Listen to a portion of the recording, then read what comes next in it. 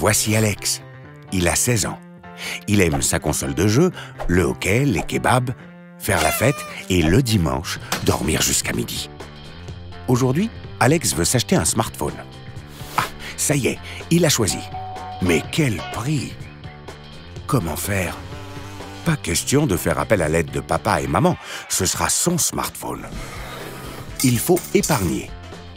Épargner, c'est mettre de l'argent de côté pour pouvoir le dépenser plus tard. Pour préparer un achat important, pour sa tranquillité d'esprit, pour ses vieux jours. Comment épargner? En mettant tous les jours sa petite monnaie dans une tirelire, puis en versant cet argent sur un compte d'épargne en fin de chaque mois. En mettant de côté une partie chaque début de mois sur un compte d'épargne. En évitant les achats impulsifs et inutiles. Pour calculer combien de temps Alex doit épargner, il peut aller voir sur le calculateur de Wikifin.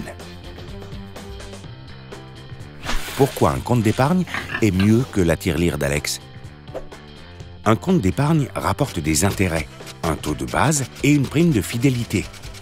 Alors que la tirelire d'Alex ne contiendra jamais plus que ce qu'Alex a mis dedans. Les intérêts d'Alex vont à leur tour rapporter des intérêts. C'est ce qu'on appelle la capitalisation des intérêts. Un compte épargne, c'est aussi important pour gommer les effets de l'inflation. L'inflation est une hausse généralisée des prix. Avec 100 € d'aujourd'hui, Alex ne pourra plus s'acheter la même quantité de biens demain. À cause de l'inflation, le prix du cheeseburger va donc augmenter d'année en année. Mais les économies d'Alex n'augmenteront pas d'autant si elles restent dans sa tirelire. Pour contrer l'inflation, il faut que le compte d'épargne offre un taux d'intérêt supérieur à l'inflation. Le choix du compte d'épargne est donc important.